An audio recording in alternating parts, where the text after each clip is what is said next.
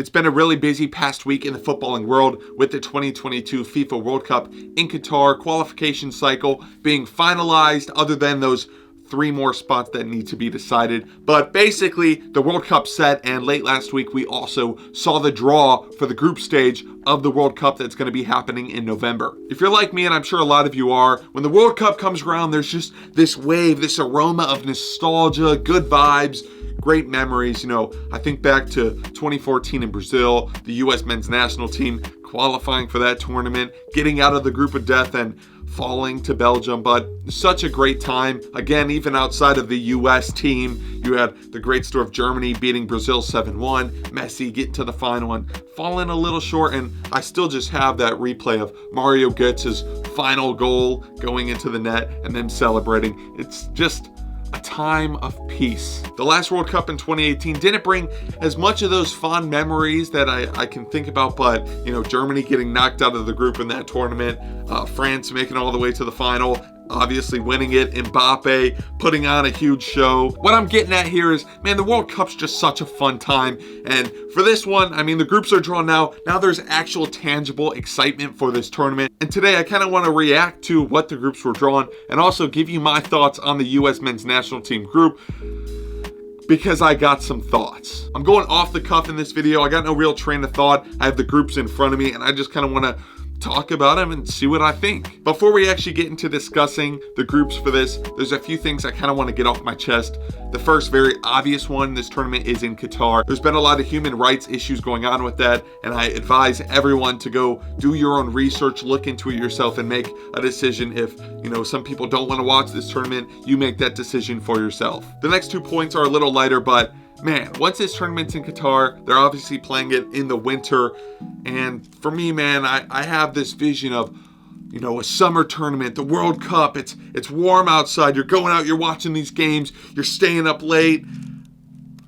When it's in winter, especially where I'm from, it's going to be cold. Kind of takes away a little bit from that atmosphere for me, but I guess we'll just got to go with it. And finally, once this tournament is in Qatar, the whole time schedule is a little messed up for where I'm living at. I don't know how far ahead they are for me, but I do know that these games are going to be played super early in the morning. For the first 2 group stage match days, we're looking at games at 5 a.m., 8 a.m., 11 a.m., and 2 p.m. And for me, that's Eastern time, so it's gonna suck, but of course I'm gonna be getting up at 5 in the morning to watch these games. But again, that kind of takes away from being able to get together with all your friends, have a big event for it. For me, I don't have a lot of soccer people around me, so people might not like me cheering and causing a ruckus at 5 o'clock in the morning.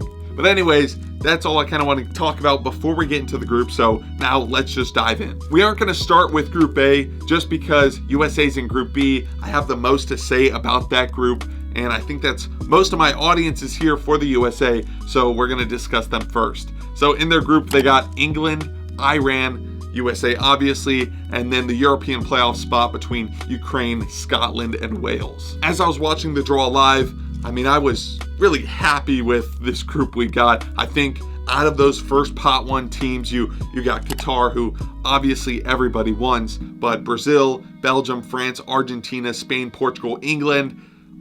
Before the tournament started, focused on England as the easiest team in that group, the most manageable team, and we got them, and I'm really excited about that, not just because they're one of the more manageable teams that I think we can deal with, but also the historical aspect that we'll get into in just a second. The USA was in pot 2, so we were the team drawn from there, and in pot 3, we're looking at Senegal, Iran, Japan, Morocco, Serbia, Poland, South Korea, and Tunisia.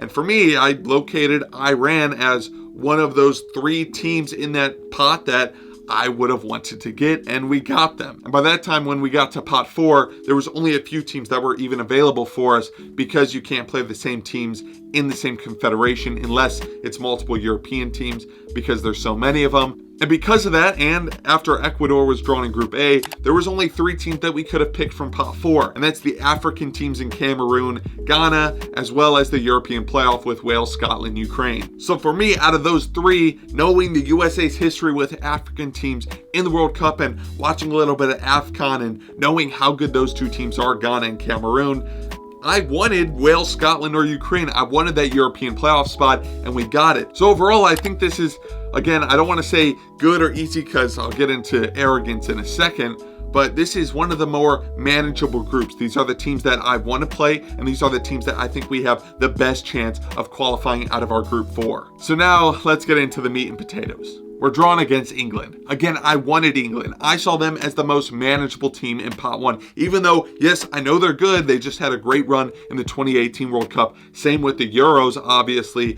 I know they're a great team, but they're the team I wanted. I think the English press, as we'll get into in a second as well, are very critical on their team. They beat them up, and I think that's a perfect chance for us to slip in those cracks. I not only think this England team is beatable, but I think that they get into their own heads. They're bottle jobs historically. Another reason I think this England-USA matchup is so great is because obviously the history between these two countries. I mean, I feel like most of the people I communicate with are either American or English. I follow the Premier League. I know about English football. You know, they're the holy land of football, the birthplace of football. It's coming home.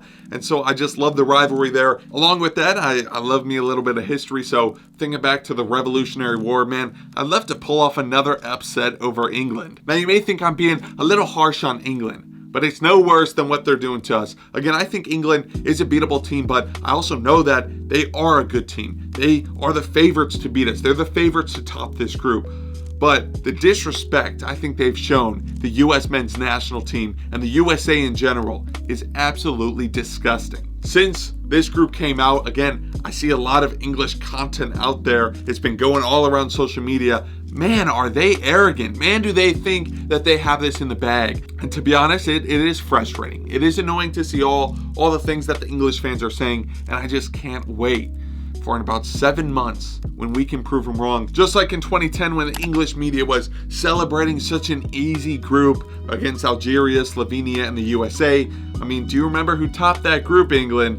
It was us, the USA. We topped that group and we drew with you 1-1 at a time where USA soccer wasn't even at the level it is at today. And you've probably seen the tabloids going around. Yankee Doodle Dandy. Southgate strikes it lucky again as 3 Lions draw USA, Iran, and a tougher tie against Wales, Scotland, or Ukraine. The arrogance bleeding off of this England side, just throwing away the USA and Iran for that matter, that we're just an easy group. Now, I know that you played Scotland in the Euros, and oh my gosh, was that such a boring game where you guys drew 0-0 with them? I understand that they're a tough opponent for you, but are you joking? You're just gonna throw Iran, USA out the window and think that you have it all in the bag already? And I can't wait, again, for 7 months when the USA comes out. I think we can at least draw you guys. I think that is a bare minimum. I don't think we're gonna lose to you. Yes, this may age super badly, but I don't think we're gonna lose to you. You're gonna have such an inflated ego that you're not gonna see what's coming. And I hope that if Wales gets through, they knock you out. If Scotland gets through, they beat you up. And if Ukraine gets through, they absolutely demolish you. And we're getting out of that group, baby,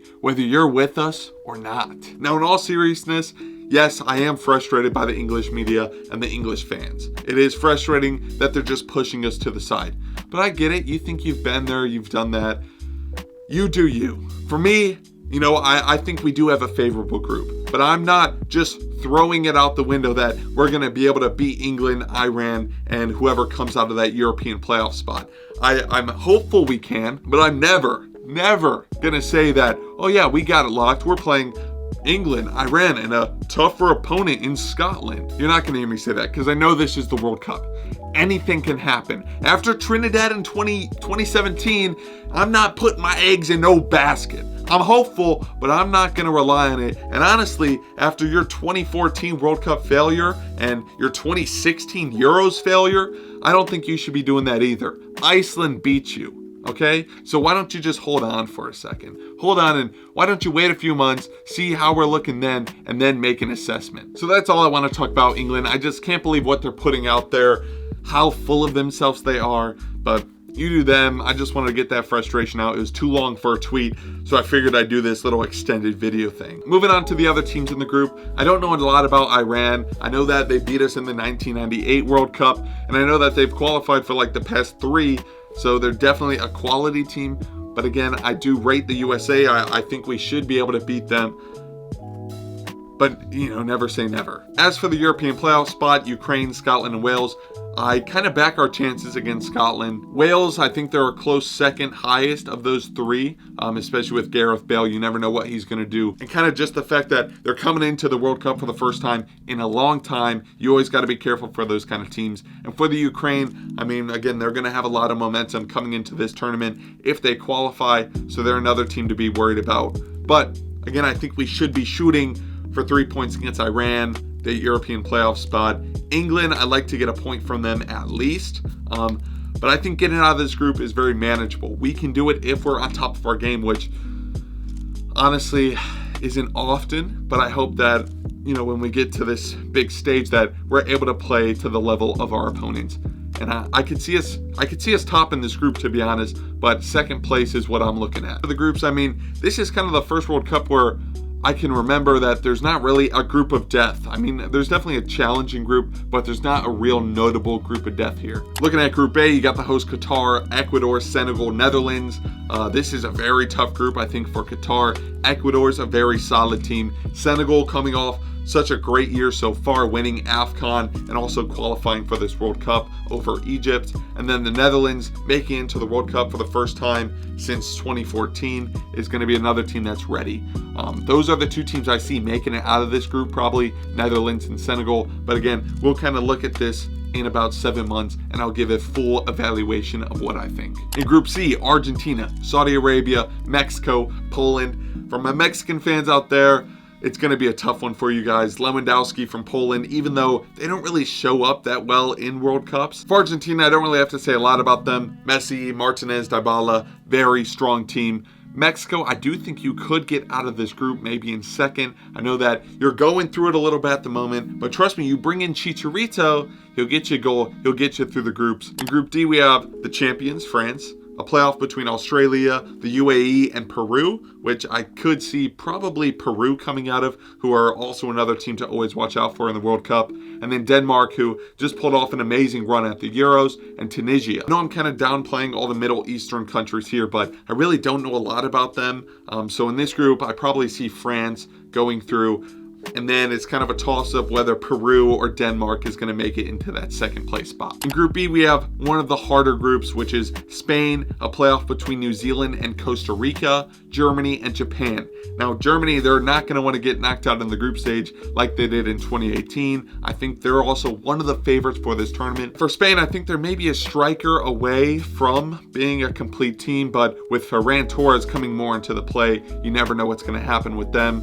And they just came off a really good run at the Euro, so obviously Spain is going to be a team to watch. And for the playoff spot, I think Costa Rica is going to get through. They just beat the USA 2-0 with a backup squad, so they're also a team to keep an eye on. In Group F, we have Belgium, Canada, Morocco, Croatia, and this is also maybe one of the hardest groups in my opinion. For Belgium, their golden generation is kind of ending at the moment, but with Kevin De Bruyne, Lukaku, they're always going to be dangerous. Again, they also just had a really good run in the Euros. For Canada, I think they're one of the dark horses for this tournament. I'm really excited to see them play, but I think we will find out if they were actually a really good team like we thought we saw in CONCACAF qualifying, or if CONCACAF qualifying is just not really at that high of a level. Morocco, I don't know too much about them. And for Croatia, finalists in the last World Cup, but I'm not too sure if they're going to be just as dangerous as they were in 2018. And then the penultimate group, Group G, Brazil, Serbia, Switzerland, Cameroon.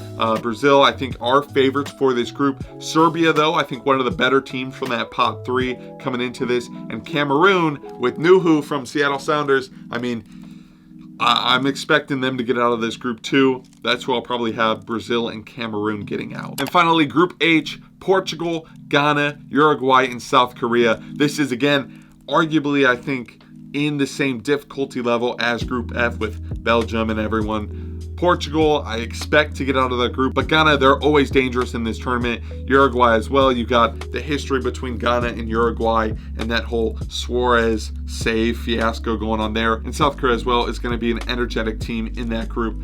But I'm probably going to, for this first glance, going to guess Portugal and Ghana. I really rate these African teams, even though I think Uruguay and South Korea also have a really good chance. But that's it for this World Cup. I'm super excited. It sucks that we got to wait another 7 months until it actually happens. And looking at these groups, They don't get me as excited as, USA, Portugal, Ghana, and Germany in 2014. But I'm just so excited to watch the US team back on the world stage. I'm really excited to see Canada play. How will France fare? Qatar, will they be able to get out of the group? There's a lot of fun things to look forward to. And these next few months are just going to be evaluating all of these teams, checking out the England games, trying to see how they're looking. And I just can't wait till we play England. On that, I think it's the second match day the USA plays England. I just can't wait. Day after Thanksgiving. It'll be a really fun one. Until then, though, we just got to battle it out on Twitter. Try to fight who's going to win that game. But thank you guys all for watching. I hope you enjoyed just me kind of giving my thoughts about the World Cup 2022 draw. Thanks for watching, and I'll see you next time.